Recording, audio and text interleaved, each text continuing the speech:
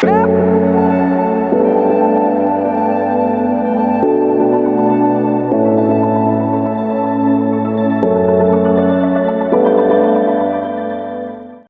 a todos, muy buenas tardes. En nombre de Praxis Consultores y de Espacio Educativo Pedagogía 3000, le vamos a mandar a todos un abrazo virtual, así son los abrazos ahora. Queremos decirles que estamos súper contentos, esta ya es la 8ª charla con sentido. En esta oportunidad nos va a acompañar el director de Praxis Consultores, que es Jorge Lucenius.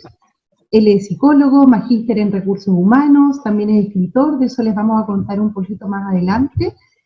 Y bueno, él nos va a dar una charla muy interesante sobre psicología transpersonal, pero antes de comenzar nos gustaría pedirles que por favor pongan aquellos que tienen sus micrófonos abiertos, si es que los pueden silenciar. Yo también me voy a ocupar de eso durante la charla, que se va a componer de la siguiente forma. Al principio, Jorge va a dar ahora su charla durante alrededor de unos 40 minutos, 40-45 minutos, y posterior a eso, ustedes pueden hacer todas las preguntas que quieran. Si esas preguntas van surgiendo en el camino, a la medida que Jorge va exponiendo, esas preguntas igual las pueden ir escribiendo y yo después se las voy a transmitir a él finalizada su ponencia, ¿ya? Si tienen algún comentario que hacer, también es bienvenido, y pedirles que no solamente los micrófonos, sino que también, bueno, el chat lo tienen ahí abajo, y en caso de cualquier tipo de comentario, si quieren después hacernos llegar algún correo, también lo pueden anotar en el chat y después nosotros los vamos a contactar.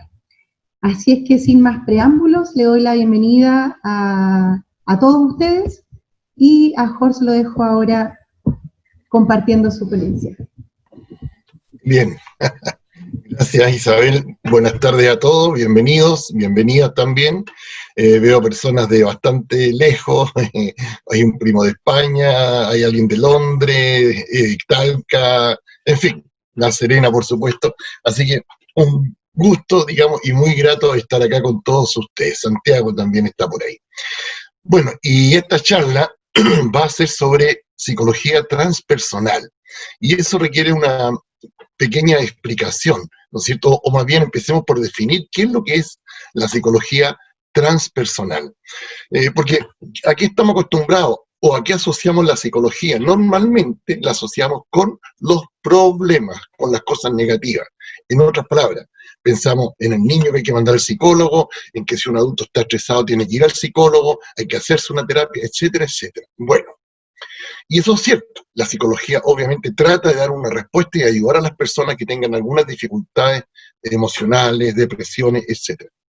Pero la psicología hace mucho tiempo que empezó a expandirse, por así decirlo, y hoy en día mucho más que eso.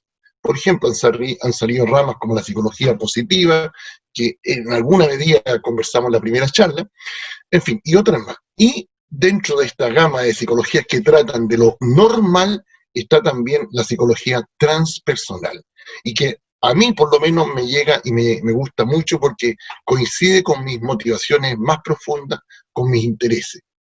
En realidad, la psicología transpersonal, como su nombre lo indica, vamos a poner un par de láminas también, ¿ya? Va más allá de la persona. En otras palabras, la psicología transpersonal no se conforma con entender a Juan, a Pedro o a Diego, sino que un poco a esa persona, pero en un mundo con una conexión hacia otras dimensiones. ¿Cuáles son esas otras dimensiones? Es lo que normalmente llamamos la espiritualidad, que, ojo, obviamente no es lo mismo espiritualidad que religiosidad. Entonces, la psicología transpersonal estudia al hombre, al ser humano, en relación con algo más grande que él, en relación a una conexión que él establece. Esa conexión puede ser llamada de distintas maneras: Dios, Alá, el cosmos, el universo, pero hay una conexión. Esto es interesante porque la ciencia es como ha dejado de lado, digamos, toda esta parte del espíritu. ¿Y por qué? Porque la ciencia tiene un paradigma muy claro. La ciencia estudia e investiga lo que es reproducible, pero las cosas que no son reproducibles a voluntad no las investiga la ciencia porque no tiene cómo hacer nuevos experimentos. Por ejemplo, Cualquiera de nosotros en un momento dado va caminando por la calle y supongamos y tiene una experiencia de éxtasis. ¿En qué consiste esa experiencia? Es una experiencia en la cual te viene una tremenda emoción y te viene una comprensión de fenómenos de la vida y de cosas con una claridad nunca vista. ¿Quién te va a entender eso? Nadie. Trata de escribirlo, trata de reproducirlo, que te ocurra lo mismo mañana en la noche, porque fue una experiencia muy hermosa, no vas a poder. Entonces, ahí hay una limitación. Por eso la psicología transpersonal es una ciencia que avanza lentamente, porque estamos trabajando con personas, con conexiones y con situaciones que no son reproducibles. Lo cual, ojo, y aquí está lo importante, no significa que no existan. Los sueños existen, aunque la ciencia no hay manera que te pueda demostrar que los sueños existen. Solamente puede detectar que alguien está soñando de acuerdo a los patrones cerebrales que emergen de su mente. Pero no te puede demostrar que tú estás soñando y viendo algo.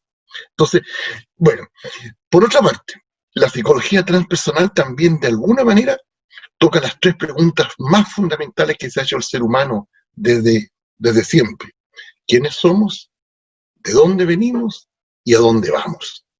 Entonces, obviamente que a lo mejor desde esta perspectiva no es para todo el mundo la psicología transpersonal, la gente quiere a lo mejor cosas fáciles, le interesa, qué sé yo, más tomarse una cerveza que conversar de estos temas, pero al que le interesa, esto cobra una vitalidad y una importancia realmente enorme. O sea, saber quién soy, dónde voy, de dónde vengo, qué opciones de desarrollo tengo. Claro que es algo vital. Y son preguntas que nos hemos hecho como seres humanos desde que el mundo es mundo, casi, o por lo menos desde que empieza la civilización griega, ¿no es cierto? Y parece que también los mayas y otros pueblos también han hecho preguntas similares. Bueno, voy a compartir un par de láminas para que veamos más fácilmente dónde está la presentación. Ah, pero quedó. Ya.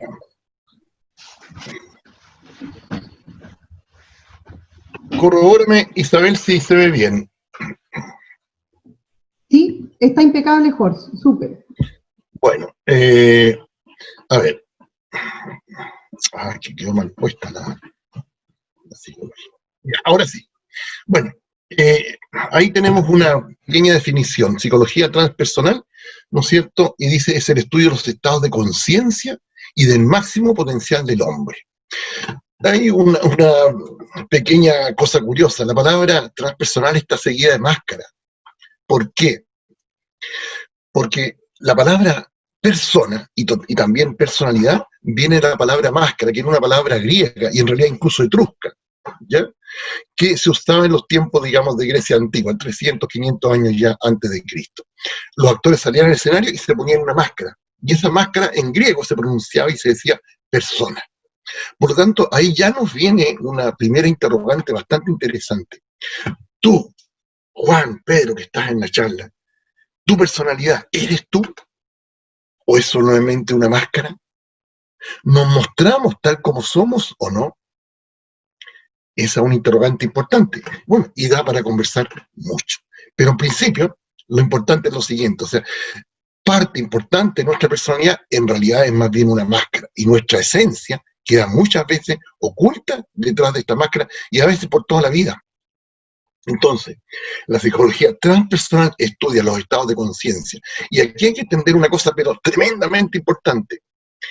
El estado de conciencia determina lo que uno ve, lo que uno percibe, la forma en que piensa y la forma en que siente.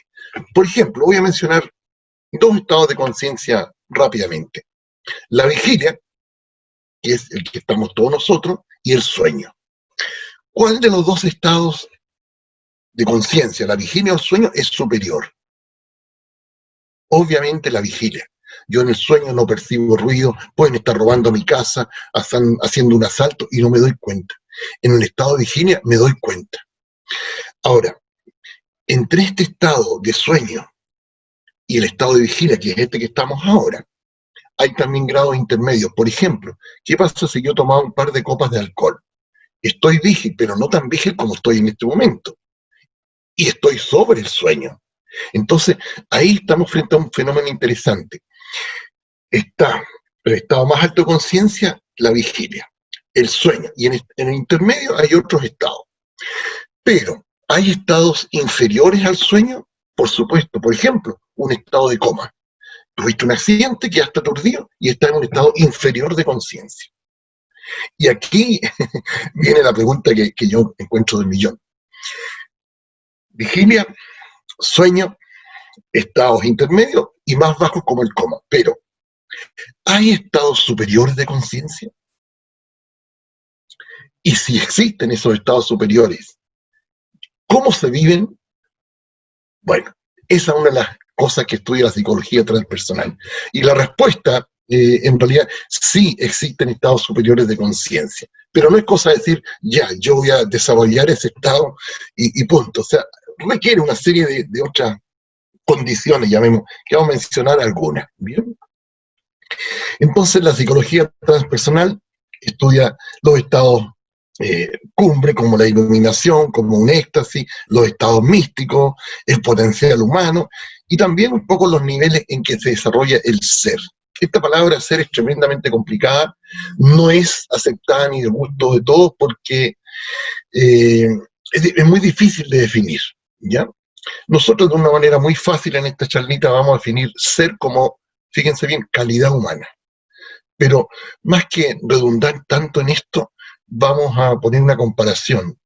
Yo les voy a preguntar, ¿es lo mismo la calidad humana o el ser interno de la madre Teresa, o perdón, la Teresa de Calcuta, que el ser interno de un tipo como Donald Trump? Se los dejo como pregunta. Trump, hace un par de meses atrás, entre otras cosas, le pidió a la CIA, ¿no es cierto?, que mande una bomba y mataron a un general o un par de generales, digamos, iraníes, ¿no es cierto? La madre Teresa de Calcuta, ¿haría algo así? ¿Eso nos muestra que hay o no diferencia entre los seres humanos? Y eso surge, ¿no es cierto?, una gran cantidad de preguntas. Lo que yo quiero apuntar es que todos negamos esto, porque si aceptamos que hay gente que tiene una calidad humana superior, es aceptar que nosotros también podemos estar en una calidad humana inferior. Pero obviamente que hay gente con un desarrollo espiritual, como la Madre Teresa, muy superior al normal, al habitual, ¿ya? Y no son tantos tampoco en el mundo, ¿eh? Así de grandes personajes podemos nombrar quizás no más de 20. ¿Quiénes han sido personas realmente iluminadas en el mundo? Pitágoras, Sócrates, obviamente Jesucristo, Alá, Mahoma, ¿ya? En fin. Ahora, ¿dónde empieza a sacar información y fuentes para el estudio de la psicología transpersonal? Hay un poco lo que está puesto en la pantalla, de las religiones orientales, del mismo misticismo cristiano, ¿no es cierto? Diferentes formas del budismo, de las cuales quizá la más importante es el budismo zen, de la meditación, el yoga, y cada una de estas cosas está entregando, y sobre todo ahora a raíz de que están las neurociencias, una cantidad de información enorme acerca del funcionamiento de nuestro cerebro. Por ejemplo, las técnicas de meditación. La semana antepasada dimos una charla también sobre mindfulness, que es una forma de meditación. Bueno, la meditación produce una cantidad de efectos terapéuticos, de salud mental, emocional, salud física tremendo. Eso nadie lo había estudiado. Acuérdense, yo les dije, la psicología solamente estudiaba los estados negativos, la neurosis, que te caíste de la cuna cuando chico y quedaste traumado, ¿no es cierto? Bueno, y cosas de ese tipo. Y no, ahora estamos estudiando otras cosas, pero es un estudio lento, como dije, ¿ya? Entonces, ¿qué produce la meditación? ¿Cómo se llega a un estado místico? El místico, el que, por ejemplo, la persona que ve a Dios, que conversa con Dios, ¿es un loco? ¿Es un esquizofrénico? Hay gente notable, por ejemplo, una mística alemana, Hildegard, hablaba, veía a Dios. Esta mujer escribió un par de libros sobre herbolaria, creó un idioma secreto, escribía música y que es muy hermosa, y creó, no me acuerdo, pero fueron 17 o 20 conventos. ¿Puede una mujer con una esquizofrenia, una locura, hacer todo eso? Obviamente que no. Entonces, bueno, es hora de revisar lo que significan todas estas formas de ver el mundo diferente a lo habitual. ¿Cómo empieza y cómo surge la psicología transpersonal? Más o menos en la década de los 60. ¿Qué estaba pasando en ese tiempo en el mundo? Bueno, había surgido la psicología humanista, se produce un encuentro por primera vez bastante fuerte entre Oriente y Occidente. Ese encuentro se había producido antes, en 1870, por ahí, a través de algunas doctrinas y una tal Madame Blavatsky, que no vamos a mencionar. Pero ahora se empieza a hacer investigaciones y a estudiar a los místicos orientales. ¿Ya? Ese es un poco el contacto Oriente-Occidente. Aparece un sujeto famoso, Krishnamurti, aparecen personas como Gurdjieff, etcétera, que conectan ambos mundos. ¿Ya? Y en final podemos llegar a una conclusión más o menos previa. O sea, Occidente conquistó el mundo externo, conquistamos las ciudades, las selvas, hicimos edificios, y Oriente conquistó el mundo interno. Entonces, tal como hablábamos al principio, yo puedo decir que hay dos estados de conciencia, la vigilia y el sueño, pero un oriental, por ejemplo, un practicante de budismo, me puede decir, oye, Horst, ten cuidado, hay por lo menos 20 estados de conciencia. Bueno, Occidente conquistó el mundo externo, Oriente conquistó el mundo interno, y desde hace miles de años. Otras cosas que está pasando en el mundo en ese momento, ¿no es cierto? Nace el hipismo, los hippies, ¿ya? Y en parte forman lo que se llamó en ese momento una contracultura en Estados Unidos, y también son una forma muy clara de protestar contra la guerra de Vietnam, que fue una guerra en realidad terrible en Estados Unidos y a la cual la gente se empezó a oponer. Y probablemente hasta el asesinato de Kennedy tenga que ver con las ideas de Kennedy no seguir con la guerra, ¿no? Bueno, entonces aparece también la píldora y se produce la revolución sexual. La mujer puede tener sexo y sin miedo de quedar embarazada, ¿ya? Las protestas estudiantiles en todas partes, más o menos en los años 68, las primeras protestas fuertes que sacuden a París, en Francia. Y otro ítem muy importante es que en ese momento, también en la década de los 60, aparecen las drogas psicodélicas. Y específicamente, ¿cuál fue la más importante? Desde luego, el ácido lisérgico, o LSD, que fue descubierto en Basilea, en Suiza, por un tal Hoffman, y que permitió a muchos psiquiatras y psicólogos norteamericanos en ese momento empezar a pensar lo siguiente. Bueno, estas drogas psicodélicas producen un estado alterado de conciencia, un estado que no conocíamos, que no es ni vigilia ni sueño. ¿Tendrán alguna aplicación práctica en la psiquiatría, por ejemplo, para curar algunos desórdenes? ¿Tendrán alguna aplicación para curar una depresión, un trastorno más fuerte como una esquizofrenia? Y empiezan a experimentar con las drogas psicodélicas. Y eso fue una experiencia bastante fuerte, a tal punto que, bueno, en Estados Unidos viene un momento la prohibición, pero absoluta, de hacer experimentos con LSD, y que hacen todos estos psicólogos y estos psiquiatras que estaban estudiando el impacto de estas drogas psicodélicas. Bueno, se vieron en la obligación de crear otros métodos que no fueran la droga para inducir estados alterados de conciencia. Por ejemplo, uno, como ejemplo, es lo que se llama respiración holotrópica, que es una respiración en donde la persona altera el ritmo habitual de respiración. Por ejemplo, jadeo. Bueno, y si tú estás un par de minutos con ese jadeo, obviamente se produce un disparo adrenalínico en el cerebro, en el cuerpo, y entras en un estado de conciencia diferente y alterado, ¿ya? Entonces, eso llevó, digamos, a conocer, gracias por un lado, a la suspensión del LSD, que hay otros métodos que también te producen alteraciones de conciencia y que pueden ser estudiados ya en el laboratorio, ¿ya? Aquí hay algunos de los precursores de la psicología transpersonal, como les digo, transpersonal, que va más allá de la persona, que establece una conexión entre la persona, las personas, el mundo, el cosmos. Es cuando tú empiezas a sentirte parte de todo y que todo es parte de ti. Todas estas personas hay más, por supuesto, pero estos son realmente notables. Por ejemplo, tenemos a Gurdjieff arriba a la izquierda, Gurdjieff y Uspensky, que trajeron nuevas doctrinas desde Asia, Tenemos Timothy Leary. Timothy Leary fue un tipo bien genial, fue apresado, por supuesto, por los norteamericanos, y él quizá uno de los que trabajó más con el LSD. En todo caso era muy especial, muy chistoso, pero el tipo genial, y dejó escrito un par de libros. Otra de las personas que de alguna manera influyeron en el nacimiento digamos, tuvieron influencia fue Jung, ¿ya? Acordémonos que Jung fue un psicoanalista, y el psicoanálisis planteaba que había un consciente, un inconsciente, pero todo lo que estaba en el inconsciente decía era casi malo. Y Carl Jung, descubrió una cantidad de cosas impresionantes, positivas, que hay en el inconsciente que él llamó inconsciente colectivo, que es un inconsciente que nos pertenece a todos. En otras palabras, así como todos tenemos un ADN que nos conecta y que compartimos entre todos los seres humanos, incluso cercanamente con los monos, bueno, también tenemos algunas, llamémosle, neuronas, por llamarlo de alguna manera, o algunas raíces psíquicas que compartimos entre todos. Y eso fue un descubrimiento importantísimo de Jung. Y eso explica que de repente estamos acá en Chile y tú un día te levantas en la mañana y le cuentas a tu pareja, a tus hijos, oye, soñé anoche con una manzana.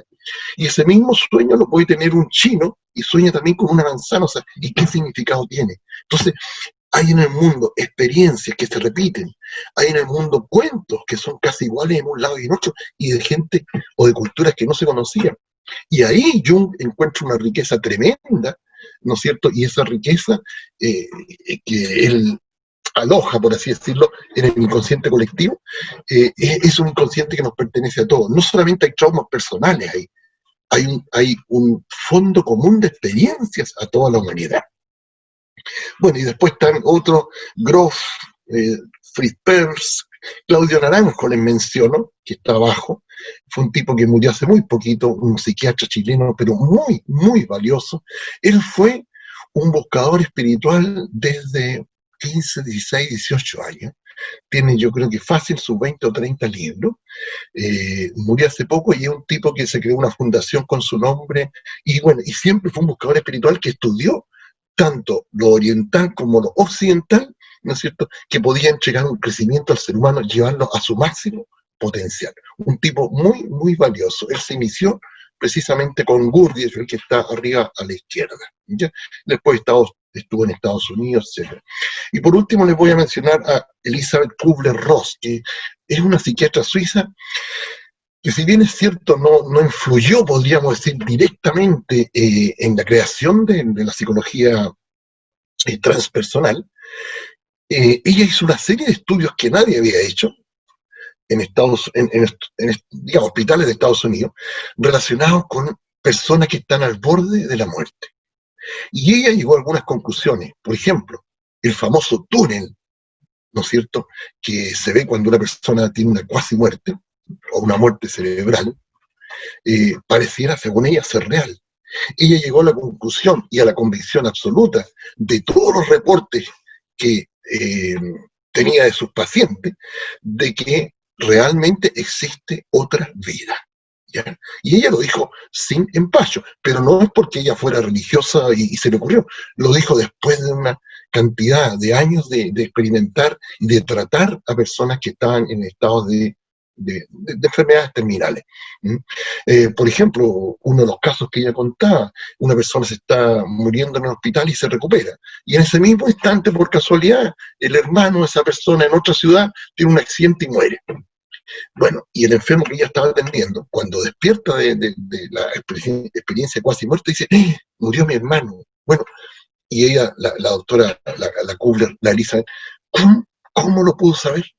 ¿Cómo diablos alguien puede saber lo que ocurrió no sé, por 2000 kilómetros? Entonces, hay muchos, todos, nosotros que estamos acá en esta charlita, todos hemos tenido algunas veces experiencias parapsicológicas, todos hemos tenido una intuición que va más allá de lo normal, todos hemos tenido algún sueño y al día siguiente nos encontramos con la persona con la cual soñamos.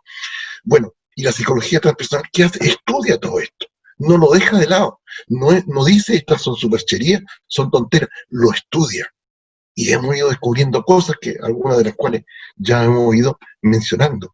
Eso es, yo creo, muy valioso. O sea, en definitiva, yo creo que aquí llegamos a lo fundamental, descubriendo la psicología transpersonal, y que se basa en un aporte que había hecho un tal Aldous Huxley, ya que él llamó filosofía perenne. O sea, estos son un poquito los principios fundamentales de la psicología perenne. Primero, el espíritu existe, o sea, hay un espíritu, hay algo que podríamos decir no es material. Segundo, el espíritu existe y está dentro de nosotros, ¿no?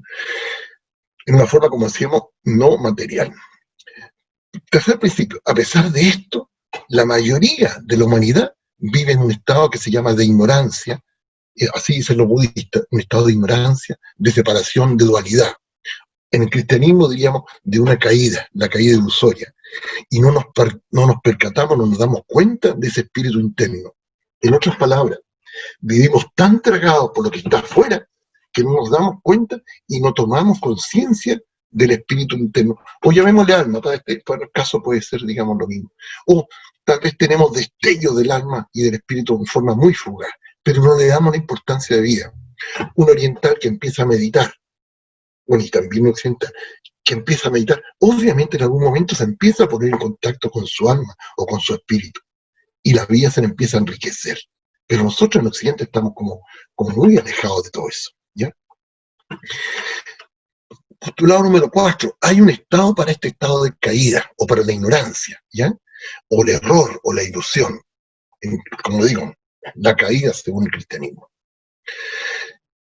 Y ese camino conduce a la liberación. Y aquí llegamos a lo esencial. Vivimos en un mundo iluso donde creemos y tomamos por verdad todas las cosas que son. Y está bien, son, pero las cosas son mucho más allá de lo que vemos. Eso es lo que yo quiero transmitir. Entonces, estos caminos de liberación pretenden, a través de ciertas prácticas ascéticas, religiosas, espirituales, etcétera, que la persona, llamémosla así, despierte en su cerebro ciertos centros superiores que no conocen la ciencia todavía. Y cuando estos centros superiores se despiertan, la persona accede a un mundo, pero fantástico, maravilloso, de comprensión, de emocionalidad y de un tremendo amor y compasión por todo lo vivo. Ya, obviamente, volvamos un poco atrás, volvamos a Trump y a la madre Teresa Calcuta. O sea, Trump podría entender lo que estamos hablando. La madre Teresa probablemente sí, ¿no es cierto? Son mundos distintos. Y todo esto, de alguna manera, está posibilitado por nuestro sistema nervioso. Si no estamos hablando acá de cosas tan esotéricas, no, volá, son cosas que estamos descubriendo. Bueno, punto número 5, si seguimos ese camino de liberación, ¿no es cierto?, llegamos a lo que se puede llamar la liberación suprema, ¿ya?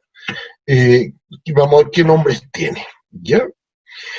Y por último se llega también a algo que yo creo que no deja de ser importante, que es el final del sufrimiento, ¿ya? El ser humano tenemos una cantidad de sufrimiento importante, todos en nuestra vida, y sin embargo es un tema negado, nadie, no lo aceptamos, pero llevamos esa carga, digamos, de sufrimiento. Y cuando se produce esa comprensión de la vida, aunque tú tengas problemas, aunque tus seres queridos tengan problemas, imagínate lo fantástico, cesa el sufrimiento. Perdona la interrupción. Jorge, perdona la interrupción, dicen que se bajó un poquito el volumen, a mí también me pasó, no sé si le puede volver a... Ya, no, pero ahora sí de nuevo, ¿no? Ahora sí, súper, gracias. Ya. Bueno, qué importante, en todos los pueblos de la Tierra, y en todo momento ha habido gente que ha sabido que esto es real, que se puede acceder a un estado superior de conciencia y de ser, de calidad humana. Recordemos el sinónimo que hicimos.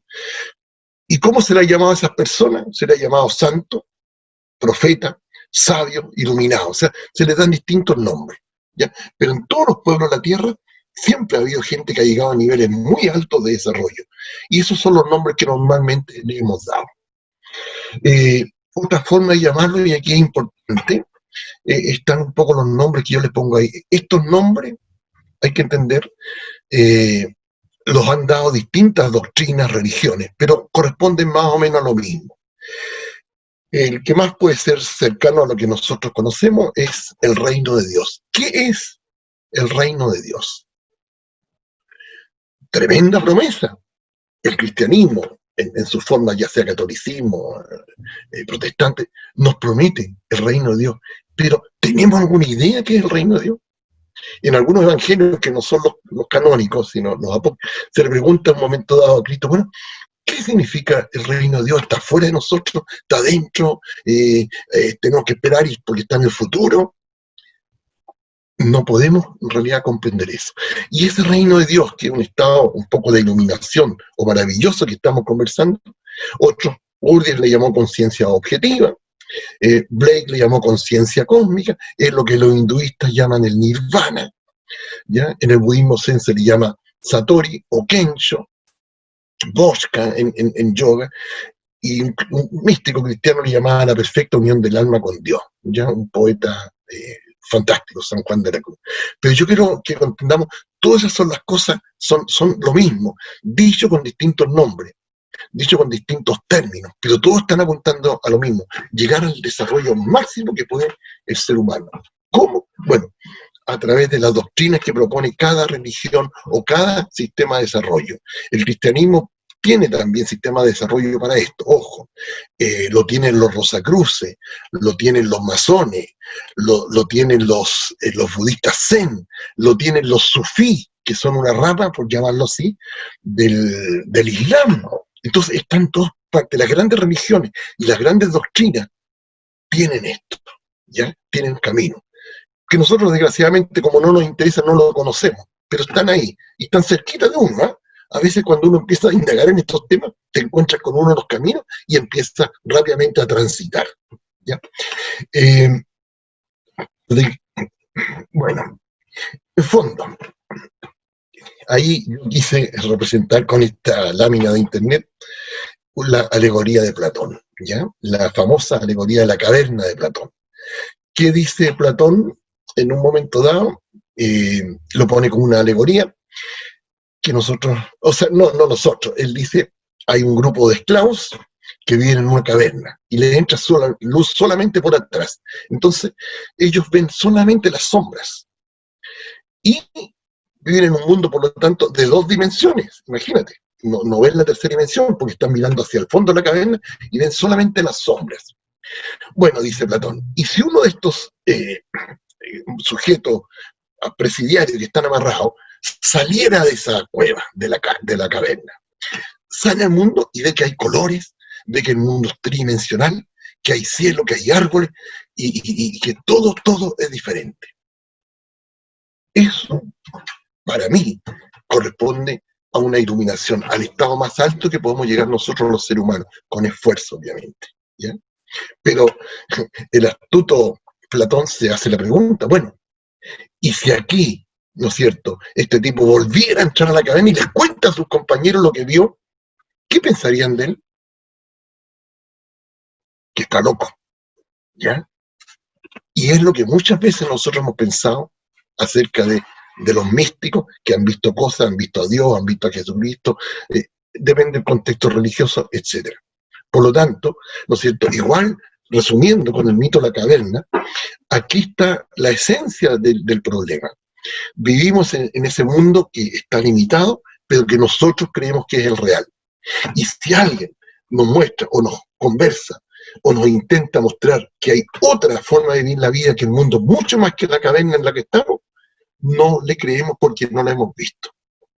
Eso yo diría que es un poco lo que estudia en el fondo la psicología transpersonal. Esos estados de conciencia diferentes que nos permiten ver otro mundo, conocer la verdadera felicidad, conocer que no hay fronteras para el ser humano, que vivimos conectados todos con todos, que todos somos una red, como la película, no como la Matrix, todos estamos conectados. Y probablemente lo que te pasa a ti, de alguna manera me afecta a mí. A lo mejor tenuemente, pero algo nos afecta. Ahí está, ¿no es cierto?, el efecto mariposa que se llama. Lo que pasa acá puede repercutir en algo, un pequeño estornudo aquí en La Serena, puede repercutir en una tormenta en Hong Kong, ¿ya? Porque los fenómenos se van como multiplicando. Así que eso es un poco, yo creo, así como a muy grandes rasgos, lo que es la psicología transpersonal. Para terminar, vamos a salir ya de la pantalla completa. ¿Ya? ¿Salí ahí? Bien. Entonces, uno se puede preguntar algunas cosas. Por ejemplo, bueno, ¿es real eso que ve la gente que sale a la caverna o no? ¿Qué sé yo? Y por desgracia, hay dos problemas. Una, hay que vivirlo para descubrirlo. Y segundo, que es o son experiencias que se llaman inefables. ¿Qué significa una experiencia inefable? Es algo que no se puede contar con palabras. Es como si yo te preguntara, ¿tú te has quemado alguna vez, cierto? Apoyaste la mano en la estufa. Cuéntame, ¿qué es quemarse? Y tú lo más que me podrías decir es, mira, hay como un ardor, una picazón, pero no me vas a poder caracterizar claramente lo que es quemarse. Estamos frente a lo mismo. Muchas experiencias del ser humano y de la vida son lo que se llama inefables. ¿Qué significa una experiencia inefable? Una experiencia que no puede traducirse con palabras. Es una experiencia que uno la vive intensamente, pero no la puede transmitir con palabras. Entonces, eso también es una limitación, por supuesto, ¿para quién? Para la ciencia. Porque si yo no puedo ni siquiera transmitir con palabras algunas sensaciones que he estado viviendo, la ciencia simplemente no las pesca. Pero como hemos insistido, es otro. Ahora, interesante, si un místico, una persona que ha tenido experiencias de esta naturaleza, conversa con otro místico, se van a entender. En otras palabras, si yo he vivido alguna experiencia de éxtasis, por ejemplo, ¿ya? Y la converso con otro místico que también vivió una experiencia de éxtasis, me va a entender. Ahí el lenguaje deja de ser un obstáculo, pero tratar de transmitirle una experiencia de éxtasis, de conexión, de nirvana con otras personas, en fin, que son inefables, es muy difícil para quien no ha vivido esa situación o esa experiencia, ¿ya? Esos son un poco los límites. Tratando de resumir un poco para ir terminando, la psicología transpersonal es una, no tan nueva, pero una rama diferente de la psicología que se centra en la persona y sus conexiones con el mundo, con el espíritu. La psicología transpersonal asume que el ser humano tiene un espíritu o un alma y que eso de alguna manera, aunque no todavía por medios científicos, se puede ir explorando. Las neurociencias están dando un apoyo, digamos, positivo y negativo a todas estas cosas. Positivo en términos de que están descubriendo que sí ocurren cosas especiales en el cerebro de las personas que están teniendo experiencias místicas o espirituales. Por ejemplo, un estudio que se hizo con dos grupos de personas, uno con unas monjas carmelitas que todos los días rezaban y todos los días hacían un montón de oraciones, y con un grupo de meditadores que llevan más de 10 años meditando. Bueno, y en estos dos grupos, por ejemplo, tanto las monjas carmelitas como los meditadores que llevan más de 10 años, había habido un montón de cambios cerebrales. Y esos cambios se traducían en que las personas eran más compasivas, tenían mucho mejor autocontrol, se llevaban mejor con los demás, tenían más compasión con la gente y tenían un nivel o un amor por la humanidad también mayor. Esas son experiencias. ¿Por qué decía yo también negativo? Porque también algunos neurocientíficos piensan que eso puede ser producto, ¿no es cierto?, del amor, puede ser solamente producto de alguna hormona que ande por ahí por el cerebro, ¿ya? Sin ver la trascendencia. O, por ejemplo, estos famosos estados, ¿no es cierto?, del túnel, estados de cuasi muerte que llevan a la experiencia del túnel. Algunos neurocientíficos dicen, no, esto solamente es la inducción o algunas hormonas que se ponen a circular en el cerebro y la persona llega a ese pretendido o supuesto túnel. Pero sin embargo, que se llega, ¿ya? Entonces, bueno, es un campo, como les digo, tremendamente importante, donde tú estás al borde, al límite de la ciencia, metiéndonos en cosas que son todavía no completamente aceptadas por la ciencia, pero cada vez más. Y es un mundo riquísimo, y en donde la invitación que yo hago no solamente es a degustar de esta psicología, sino también a interesarse finalmente por uno mismo y por tu propio desarrollo. O sea, hemos hablado de que el espíritu existe, por lo menos según la psicología transpersonal. ¿Te has preocupado de tu espíritu? ¿Te dedicas algunos minutitos a pensar en ti o a sentirte, a tomar conciencia de ti? ¿Te sientas un rato a mirar el sol? ¿Vas a tu trabajo? Y si estás acá en una zona costera, ¿miras el mar aunque sea un instante? ¿O vas todo el rato con el pensamiento en lo que hay que hacer, en lo que hiciste y en lo que viene mañana y pasado? Bueno, son preguntas que quedan en el aire, ya que se las dejo a cada uno, a cada una, pero que ojalá en algún momento nos tomen. No creamos, por difícil que sea, no creamos que el mundo es todo lo que vemos. El mundo es mucho más que eso, es el mundo de conexiones.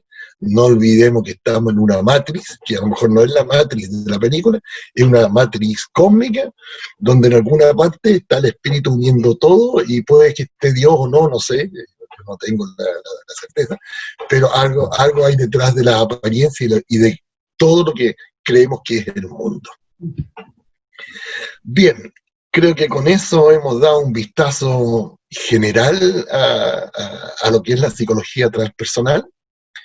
Y me gustaría ahora, Isabel, preguntas, comentarios que quieran hacer la gente. Como ya dijo Isabel, lamentablemente somos hartos, ¿cuántos? Son como 50 presentes. Así que las preguntas más bien son por el chat. Ahí, no sé si tú no diste la instrucción de cómo chatear, pero abajo aparece un chat, ¿no es cierto? Dice Charles Salum. A ver, está en inglés. Ya han llegado, Jorgito, varias preguntas. El chat, bueno, están eso. en la barra de tareas que está abajo. Ya Perfecto. yo creo que la mayoría de la audiencia, con todas las charlas que han participado, se han ido familiarizando súper bien con esto. Yo estoy fascinada porque han llegado unas preguntas maravillosas. Está la gente que siempre nos acompaña, pero se han seguido sumando otros más. Y siempre resulta que pareciera que estuviéramos todos súper sintonizados, porque tú hace poco, por ejemplo, comentaste el tema del túnel, y Walter Bucenius, el Tati desde Talca, nos pregunta, o nos comenta más bien, que dice que él conoce precisamente a personas que habían muerto y que luego vuelven a vivir. Tiene relación con lo que tú decías del túnel, ¿no? Por supuesto que sí, o sea, esas se llaman experiencias cercanas a la muerte o experiencias de cuasi muerte, ¿ya? En donde la persona en un momento dado, por ejemplo, tuvo un accidente en auto, moto, etcétera, llega al quirófano y en un momento dado empieza una intervención quirúrgica y la persona muere y tienen que hacer procedimientos de resucitación. Esas personas, no todas, pero en un porcentaje alto, una vez que han despertado de la cirugía y de la anestesia, relatan esta experiencia que más o menos es la siguiente en todos los casos.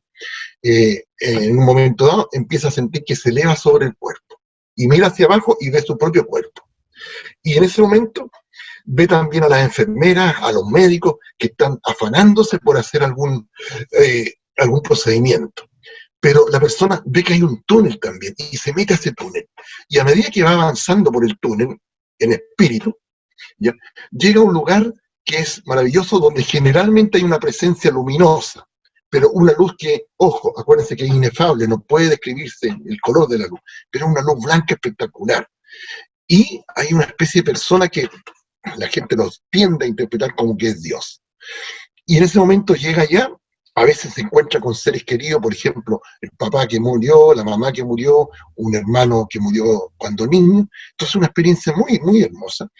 Y alguien o alguna voz que la gente dice es Dios, le dice, no es tu momento, vuelve todavía a la tierra.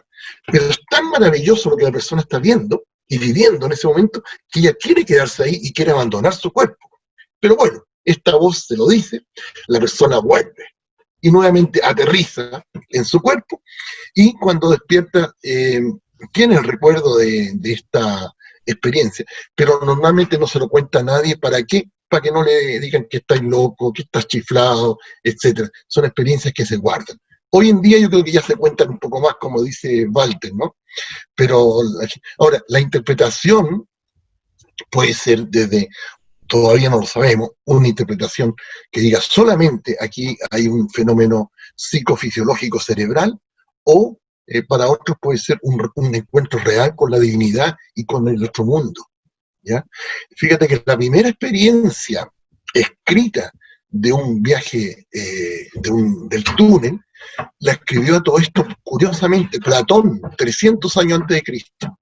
Él describe ahí como un soldado que fue a una batalla y murió, y lo tenían en una pira ya funeraria, y le iban a prender fuego para quemarlo, para quemar el cadáver. Y en ese momento el soldado despierta y dice, pero ¿por qué me van a quemar a mí? Y se baja de la pira, y a algunos amigos le cuentan la experiencia, y es la misma experiencia, muy significativa, muy similar a la del túnel que hoy en día la gente vive. Y ahí está un poco lo que decía Carl Gustav Jung, el inconsciente colectivo. ¿Cómo lo que le pasó a un gallo en Grecia hace 2300 años les pasa a la gente hoy en día, en pleno siglo XXI? Es fascinante. Qué bien, tenemos varias preguntas más por acá. Nos pregunta Ingrid Buceño, me da risa, no es a pensar que son palo blanco, pero nos pregunta Ingrid si acaso hay una diferencia entre religión y espiritualidad. Sí, muy, muy clara, muy, muy clara. Pensemos, bueno, habría que definir lo espiritual, ¿eh? Y eso ya es difícil. Definamos lo espiritual como que la persona le dé o le asigne una mayor importancia a lo que está adentro de ella que lo que está afuera. Yo creo que esa podría ser una primera aproximación muy simple, ¿eh? Y en cambio la religión es, obviamente, la creencia en un Dios supremo, en un ser superior, pero ceñirse una serie de normas, reglas, preceptos, etcétera, etcétera. Esa yo creo que sería una diferencia importante. Entonces, yo puedo ser, no quiero que nadie me diga que estoy siendo hereje, pero uno puede ser tremendamente religioso y no espiritual, ojo. Y uno puede no tener religión y ser súper, súper espiritual. Esa es una tremenda, tremenda diferencia. Lo que da el fenómeno de la espiritualidad es centrarse en el espíritu y, como hemos visto en esta charlita, en las conexiones, en el amor, en la preeminencia o mayor importancia de las cosas no materiales por sobre las materiales. Eso, entonces, son absolutamente distintos. Y obviamente hay gente que es religiosa y espiritual, ¿ah? Pero son dos fenómenos que siempre se los consideró lo mismo, y la verdad es que hay ateos que son tremendamente espirituales. No sé si con eso queda. Sí, buenísimo. En cuanto al tema de la espiritualidad, ¿consideras tú, papi, hija chocha, sí, que la espiritualidad puede curar enfermedades o no? Bueno, la psicología transpersonal plantea nuevos paradigmas ya en relación a la enfermedad. Por ejemplo, estados psicológicos complicados. Por dar un ejemplo, una depresión. Bueno, ¿de qué viene la depresión? Y ahí está la teoría psicológica tradicional, que tú tuviste un trauma, que te pasó esto, que te pasó lo otro, lo cual está bien. Pero también la psicología transpersonal va un poco más allá y dice, por ejemplo, puede haber habido un trauma, no se rían, en una vida anterior. Y de ahí aparecen cosas como las regresiones y las terapias de vida anterior. Y hay gente que efectivamente, mediante hipnosis, ya la han llevado a vidas anteriores y ha superado una depresión que tenía en su vida actual. A ver, ojo, yo no quiero que me digan que yo creo o no creo en la reencarnación. Eso ya sería para discutirlo a largo. Pero la terapia en sí a veces funciona. Otra cosa, también una terapia similar, a lo mejor yo tengo un problema de carácter horrible, ¿ya? Y hoy en día también existe lo que se llama las constelaciones familiares, que es una terapia surgía un poco también de este enfoque. ¿Qué significa eso? Que a lo mejor yo tengo el carácter de abuelo, de cierta abuela por allá, de mi padre, de mi madre, y se produjo una combinación de tal manera que, o sea, en otras palabras, hay una constelación de características del carácter familiares que produjeron en mí que sea como soy. Y por lo tanto, si yo empiezo a trabajar y a descubrir cuáles son esas constelaciones familiares, esos vínculos familiares que yo tenía con mi abuelo, a lo mejor hasta bisabuelo, papá, mamá, se me va a curar, ¿entiendes?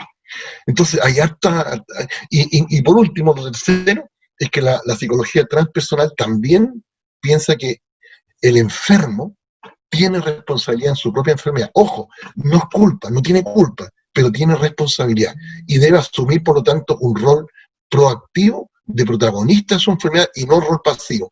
No ir al médico que le diga, oye, tú tienes una depresión, vaya a ser siempre depresivo, y el tipo diga, doctor, pucha, ya, y siga toda la vida depresivo. No, todo tiene solución.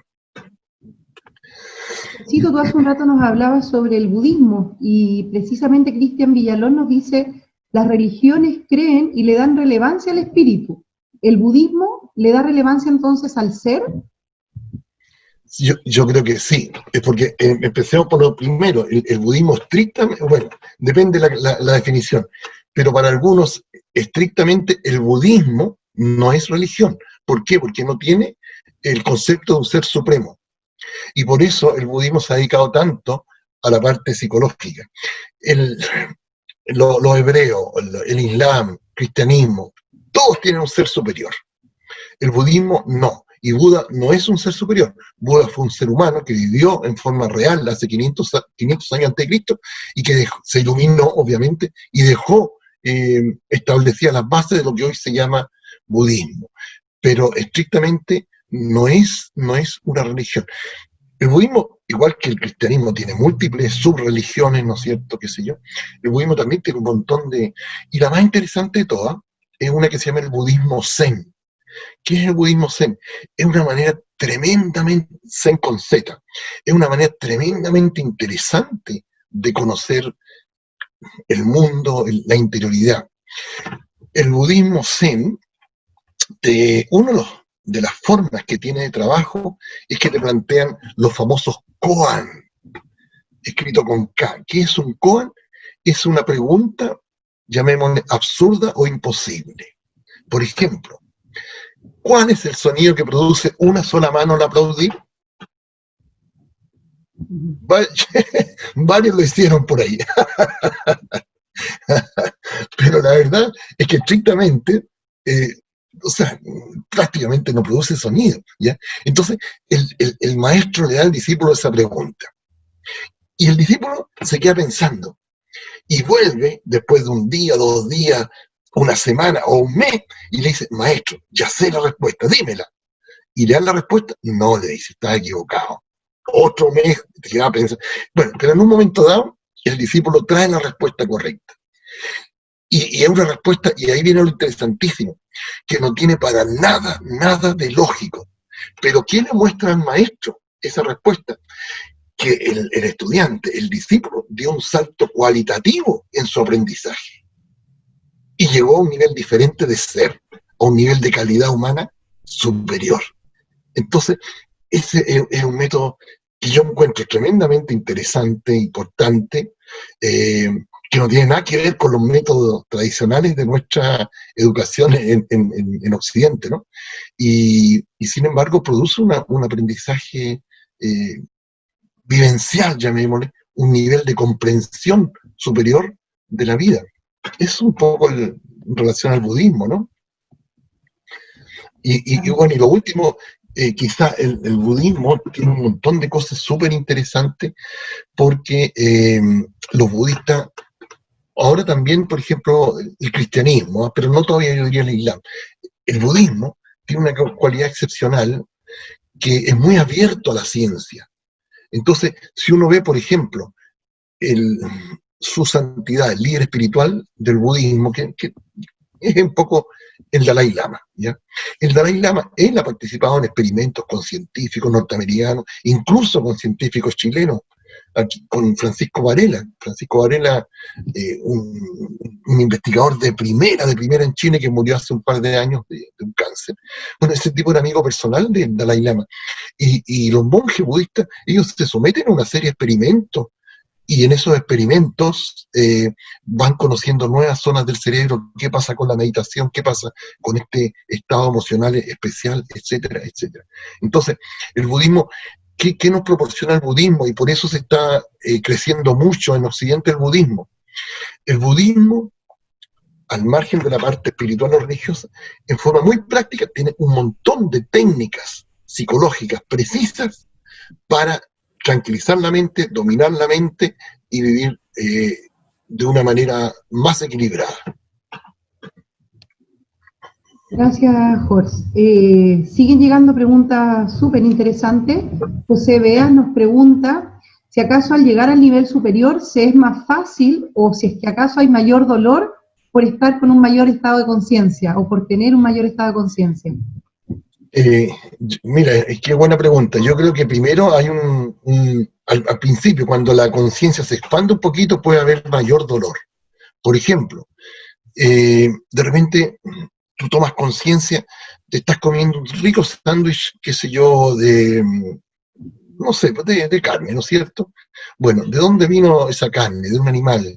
¿Cómo criaron al animal? ¿Cómo lo trataron? ¿Cómo lo maltrataron en su crianza? Y tomas conciencia y de repente se te revuelve un poco el estómago y dices, bueno, ¿cómo voy a seguir comiendo una carne que viene? Y ahí yo creo que crece el sufrimiento. Pero a medida que se avanza en la expansión de la conciencia, hay un momento dado en que el sufrimiento se acaba. Y ese es el momento en que llegamos al nirvana de Buda, a la conciencia objetiva de Gurdjieff, o sea, como queramos llamarle, al estado de iluminación, a la conciencia perfecta, al reino de Dios. Ahí se acaba el sufrimiento. Pero hay que transitarlo. Y en este tránsito hay una parte que a veces aparece y que se llama la noche oscura del alma. Y qué bueno mencionarla. La noche oscura del alma es lo que no es lo mismo que una depresión, es lo que le pasa a un verdadero buscador espiritual que ha buscado a Dios o al espíritu o al alma afanosamente, y en un momento dado siente que Dios o el alma o el espíritu lo abandonaron. Se sentía ya cerca de Dios, cerca del camino, o en el camino, pero la mente se siente abandonado por Dios y queda perdido. Y parece, si uno lo viera desde un punto de vista psiquiátrico, uno diría una depresión, pero no, las depresiones, a veces los psiquiatras no conocen tampoco bien esta parte, y no es una depresión, se llama, tal como dijimos, ¿no es cierto?, la noche oscura del alma. Jorge, desde tu punto de vista, ¿por qué hay personas que sienten el llamado a buscar dentro de uno mismo para ser mejores y otras que ni siquiera se hacen esa pregunta? Esto nos pregunta Andrea Sierra. Entonces ella plantea, ¿desde dónde viene entonces el despertar? A ver, o sea, el despertar no es que de dónde venga, es a dónde queremos llegar, ¿no es cierto? Pero lo que ella pregunta, que me parece muy valioso, es ¿cómo se generan estas condiciones? Y yo creo que son en parte familiares y en parte culturales. O sea, tú naces en una familia en la cual si todos estamos monetizados y solamente pendientes de lo material, obviamente que el niño jamás se va a hacer esas preguntas. Yo creo que esas son una de las bases que la da una buena familia, una familia sana. Y la familia sana es aquella que de alguna manera, para mí, integra un poquito la parte espiritual en su vida. No solamente lo material o la búsqueda de riqueza. Entonces eso, pero a dónde vamos es la iluminación o el estado final, es todavía un camino largo por recorrer. Y ojo, y por último, y no solamente religioso, porque eso es quizás lo último que quiero comentar. Hemos pensado todo esto en el espíritu, en lo religioso, pero fíjate que ha habido gente notable que sin ser religioso ha tenido episodios de iluminación. Les voy a contar uno o dos. Uno fue, ¿cómo se llama este tipo? Capra, un físico, Fritjof, un nombre complicado, Fritjof Capra, tal vez Walter, que está por ahí, lo conozca. Era un físico teórico norteamericano, de origen checo, me parece, y este tipo un físico de primer nivel. O sea, imagínense lo que es un físico teórico, entender las partículas subatómicas, el principio de incertidumbre, el gato de Schrödinger. ¿Ah? Bueno, y este tipo en un momento dado tuvo una experiencia de éxtasis, ya, de iluminación. Y él la cuenta por ahí, en un libro, y dice, este físico, yo veía cómo los átomos danzaban, cómo las partículas elementales del mundo se movían, etcétera, etcétera. Una descripción muy bonita, ¿ya? Y después de eso publicó un libro que fue un absoluto bestseller en Estados Unidos y que se llama La física del Tao o el Tao de la física, no me acuerdo el nombre exacto ahora. Bueno, el Tao de la física. Tao es un concepto chino, ¿no? Un concepto muy hermoso, pero no vamos a echar ahora. Perdón, el libro se llama El Tao de la física y el autor es Capra, Fritjof Capra. Eso fue un bestseller impresionante y este tipo no era religioso, ¿ya? Entonces uno no tiene por qué ser religioso para llegar a esta cumbre del saber, del comprender del ser humano. Y otro caso notable también fue el famoso filósofo Jacques Rousseau, el francés. Él escribió varios libros muy famosos y que transformaron un poco la historia, por ejemplo, lo que es educación. Escribió un libro que se llama Emilio, ¿no es cierto?, etcétera. Bueno, y él en una oportunidad iba caminando por una calle en Vinces, no en París, en Vinces, y de repente dice, se para delante un farol y le viene una especie de sensación, pero profundamente cálida y tremendamente llena de emociones al corazón. Y empieza a llorar como loco, ¿ya? Pero él no se da cuenta. Y en ese momento, que debe haber durado más o menos una media hora, se le vinieron a la mente todas las ideas que después puso en sus libros. Cuando termina esa experiencia de éxtasis, que debe haber durado más o menos unos 20 minutos, media hora, se da cuenta que estaba llorando y que estaba como ajeno al mundo. O sea, pero, ¿qué es lo valioso? A partir de esa experiencia, él escribió sus libros más famosos y con una influencia hasta hoy en día, que son las ideas de Rousseau, primero en Francia, en la Revolución Francesa, en la educación, etc. O sea, en media hora el tipo tuvo acceso a una conciencia universal. Imaginen, en media hora, que es como haber puesto no sé, la Matrix, o como que se conectó con ¿cómo le podrían? Una supercarretera de computación, de bits, que le entraron por la mente, por la cabeza. Y él termina confesando lo siguiente, dice, en esa media hora en que me iluminé, ¿no es cierto?, y descubrí y entendí el mundo, etcétera. Bueno, después he tratado de poner eso en los libros, pero nunca he podido lograrlo por completo, porque lo que viví es inefable. Ya, no se puede transmitir con palabras. Bueno, siguen llegando preguntas, estamos ya un poquitito contra el tiempo, pero por si puedes ir pensando mientras, Jorge, que mira qué sorpresa tenemos aquí a Pablo Trincado, nos dice súper interesante algún libro o autor que recomiendes para alguien que no es psicólogo. Mientras lo vas pensando, te voy a leer la pregunta de Mario Figueroa, que dice, mi consulta es si hoy existe un fracaso de las filosofías occidentales en el efectivo logro de un mayor bienestar del ser humano, o son las filosofías orientales más centradas en el ser las que debiéramos tomar más en cuenta. ¿Es la revolución de las conciencias la que debiéramos perseguir? ¿Qué nos puedes decir, Jorge, al respecto? Que es una pregunta complicada. Yo creo que, espero que no haya ningún filósofo, pero la filosofía sí en este momento está como en un segundo o tercer plano. Y yo creo que por una razón muy simple. La ciencia ha avanzado tanto que para hoy en día poder filosofar, tú tienes que ser científico. O sea, tú no puedes partir filosofando si no sabes de ciencia, si no entendí el gato de Schrödinger, si no entendí el entrelazamiento cuántico, etcétera, si no entendí los genes. ¿Cómo voy a filosofar? Entonces, cada vez los filósofos son menos, ¿ya? Pero pese a todo eso, hay algunos filósofos notables. Hay una china que hace poco se ha ido poniendo moda, hay uno o dos franceses, ¿ya? Eso por una parte. Y lo que es el mundo oriental, yo creo que están llegando cosas que el ser humano necesita. O sea, el ser humano, estamos en el yin y el yang, ahí tiene que haber un equilibrio.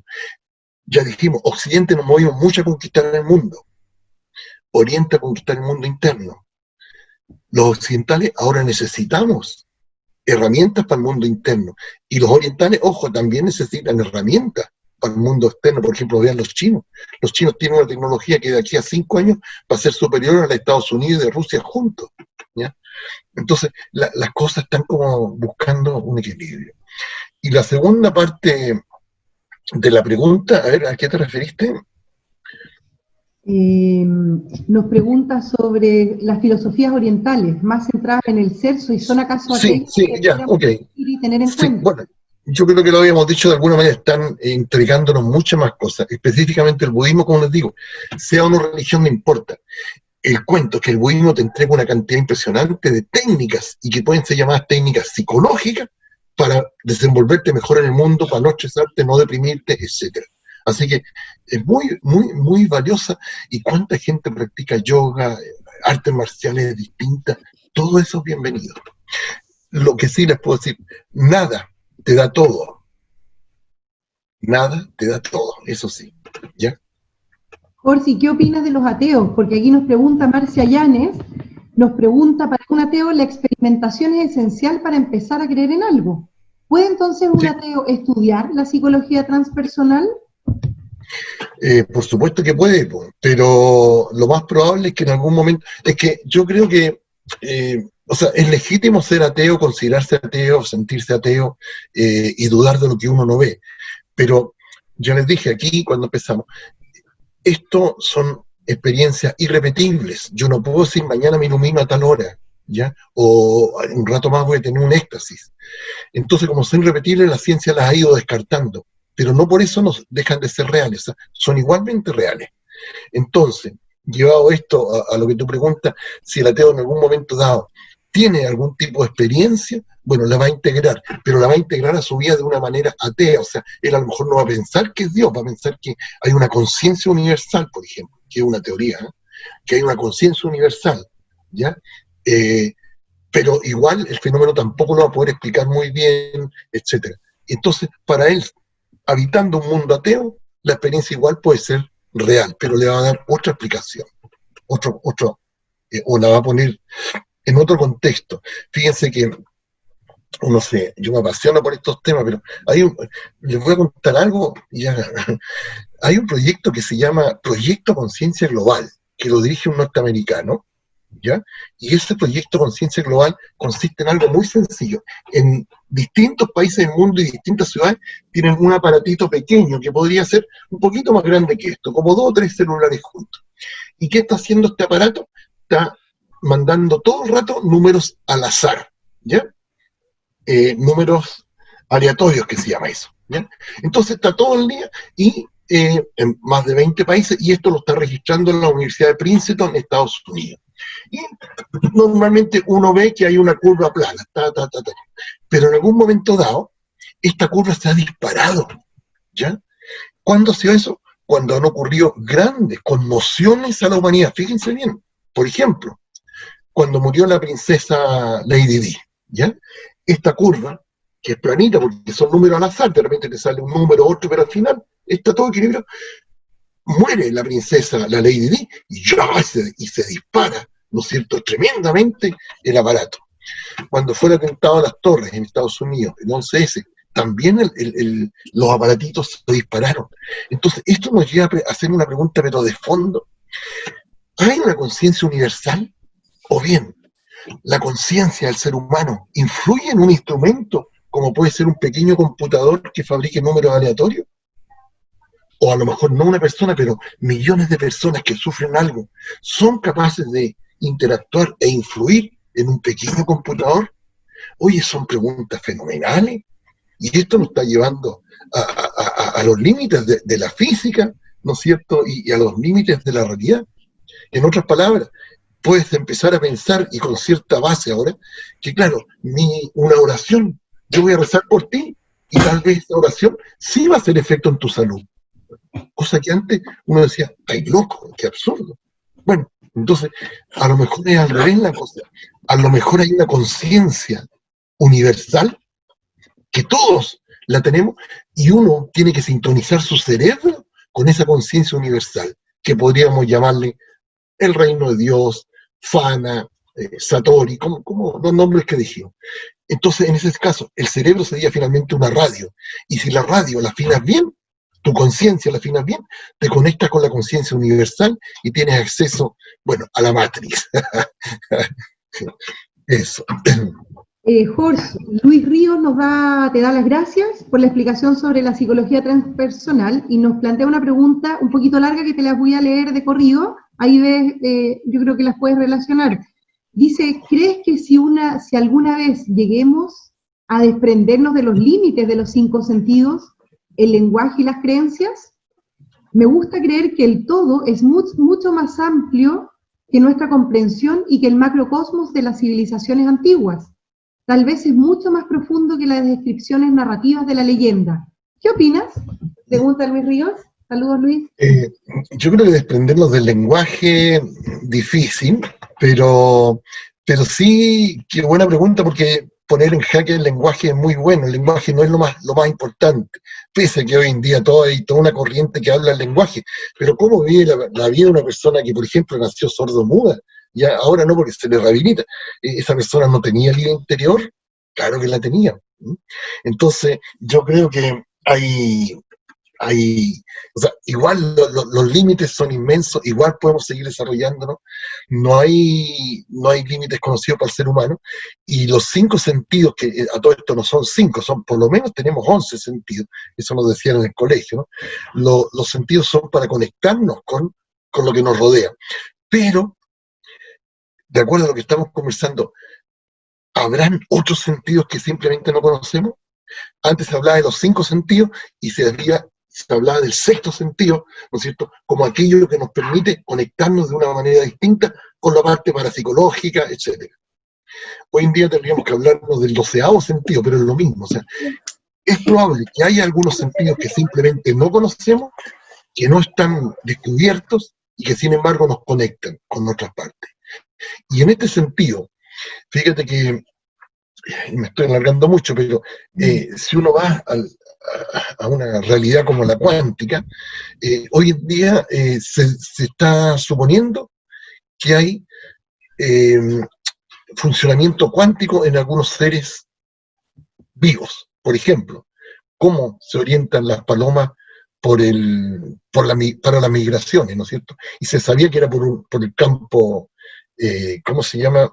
El campo, digamos, magnético de la Tierra.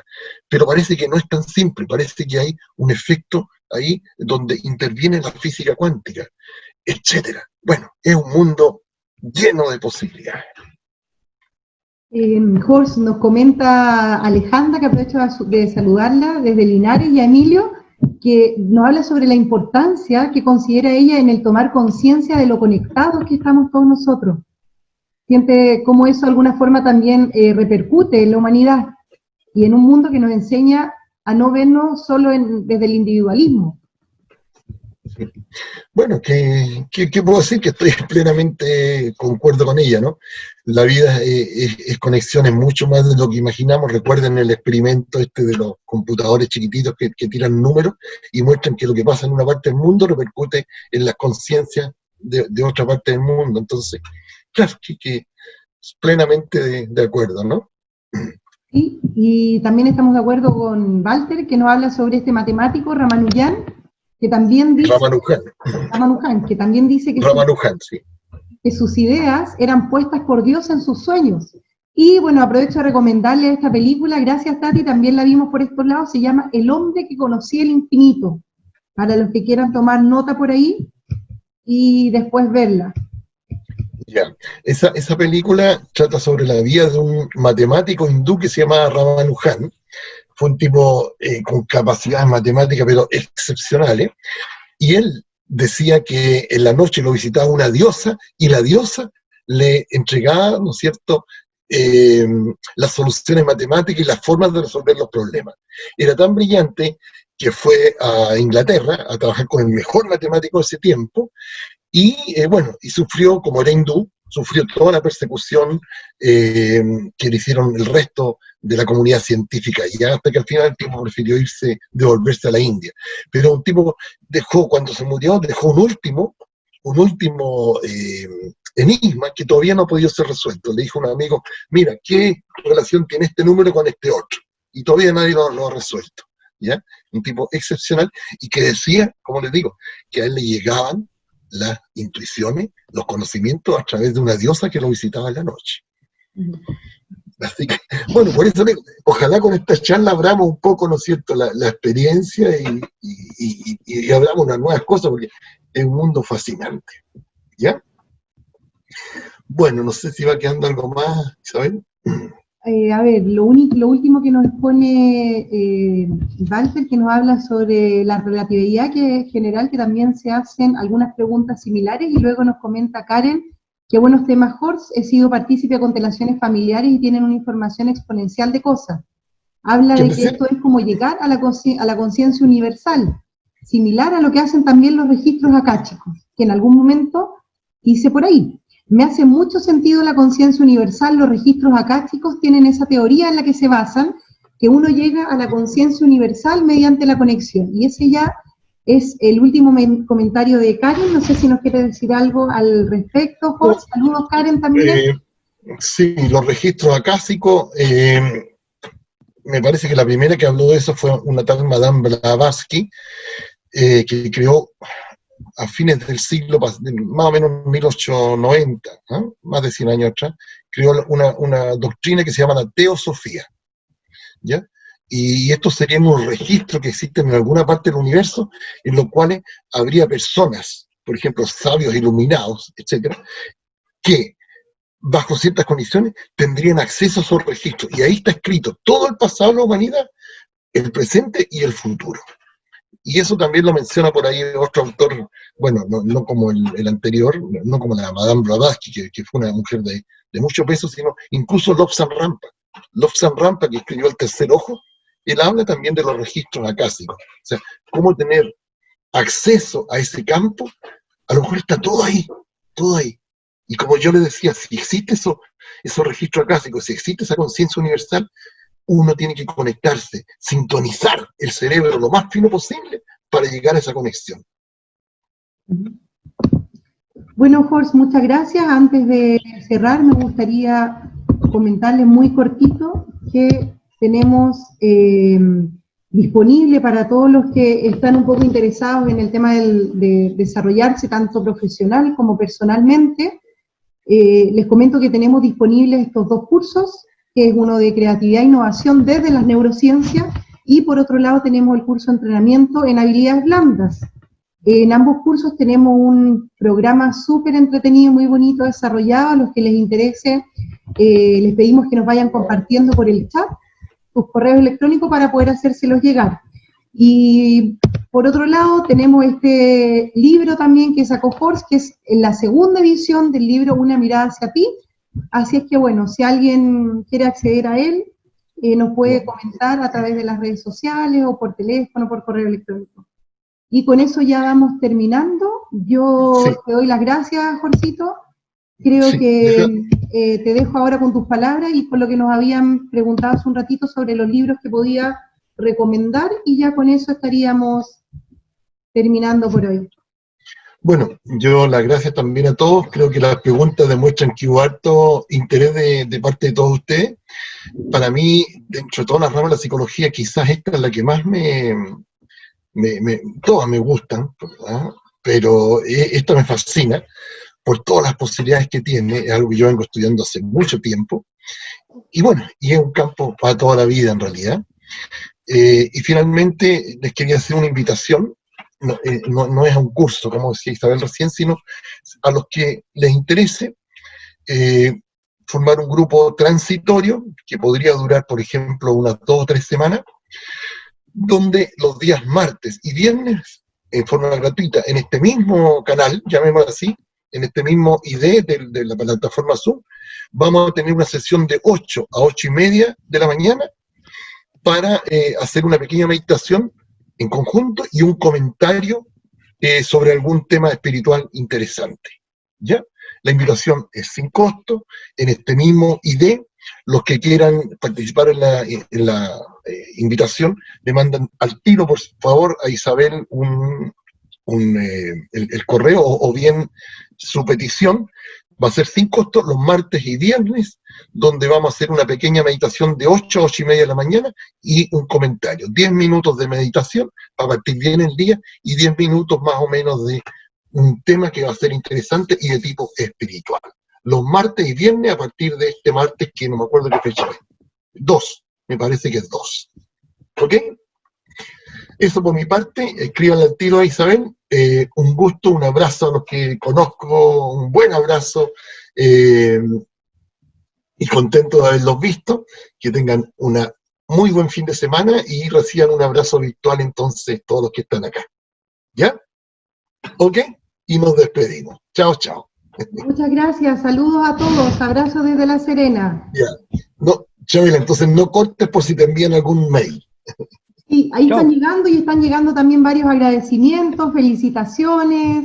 Ok, les reitero la invitación, los martes y viernes, empezamos este martes 2 a las 8 de la mañana, ¿ya? 30 Preguntan minutos también extra. por el libro, Jorge.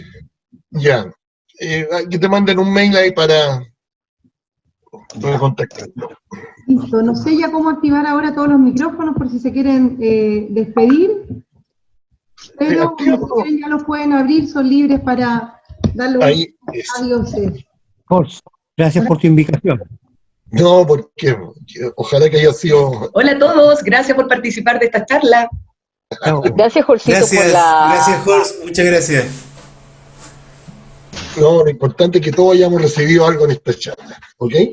Eso, Muchas gracias por esta experiencia. Gracias. ok, listo. Gracias a todos. Les avisamos para el próximo sábado. Sí, y el martes, como les digo, queda hecha la invitación Súper.